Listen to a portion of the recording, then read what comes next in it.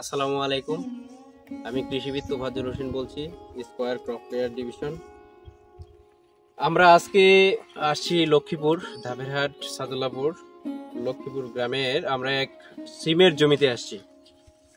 আমরা এই সিমের জমিতে এসে দেখতে পাচ্ছি সিমের কিছু সমস্যা।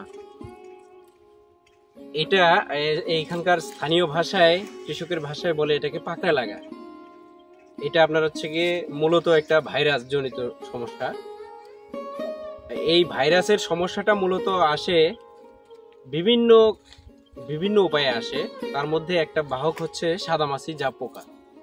এই সাদামাছি জাপ পোকা যখন এই সবজিতে বা এই শিমের মধ্যে যখন আক্রমণ করে, এরা রস চুষে খায়, পাতার নিচের পৃষ্ঠে রস চুষে খায় এবং হচ্ছে গিয়ে এরা ভাইরাসটাকে ক্যারি করে, ভাইরাস দিয়ে যায়।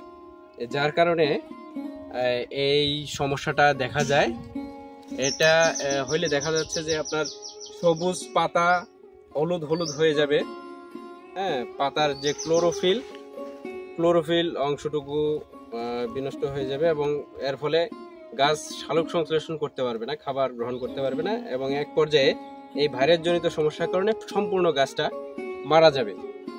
আমরা এটার প্রতিকারের জন্য আমরা কি করব, যে সাদামাছির ওষুধ ব্যবহার করব। সাদামাছি জাপ পোকার জন্য আমরা ব্যবহার করব ফরচুনেট ব্যবহার করব। আর হচ্ছে ফরচুনেট এবং অ্যাওয়ার্ড ব্যবহার করলে এই সমস্যাটা থাকবে না।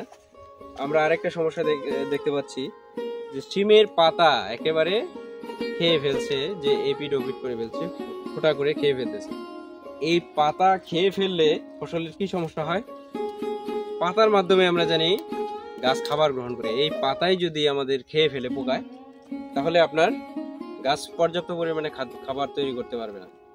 এই পাতা খেয়ে ফেলার জন্য আপনাকে ব্যবহার করতে হবে লিভা হচ্ছে অ্যাবামেকটিন বেনজয়েড 10%। এটা হচ্ছে দ্বিগুণ শক্তি সম্পন্ন। এটাতে আছে কুইক নকডাউন ইফেক্ট। আপনাকে স্প্রে দেওয়ার সাথে সাথে পোকা আপনার মারা যাবে, পেশি সংকুচন করতে পারবে না এবং পোকা ওখান থেকে নড়তেই পারবে না। তাহলে আমরা আরেকটা সমস্যা নিয়ে আলোচনা করলাম, হচ্ছে পাতা ছিদ্রকারী পোকা বা পাতা খেয়ে ফেলার জন্য আমরা ব্যবহার করব লিভা। তারপর হচ্ছে আমরা দেখি যে ফসলে বিভিন্ন ধরনের ছত্রাকজনিত সমস্যা হয়। এই ছত্রাকজনিত সমস্যায় আমরা ব্যবহার করব টাইকোজেব হচ্ছে ম্যানকোজেব গ্রুপ। স্কয়ারের ম্যানকোজেব হচ্ছে টাইকোজেব। আমরা টাইকোজেব এবং গোল্ডাজিম যদি ব্যবহার করি, তাহলে আমাদের শিমে যে কোনো ধরনের ছত্রাকজনিত সমস্যা থেকে আমরা মুক্তি পাবো। শুধু শিম নয়, এটা আমরা যে কোনো রবি শস্যতে আমরা ব্যবহার করতে পারবো। ঠিক আছে, সবাইকে অসংখ্য ধন্যবাদ।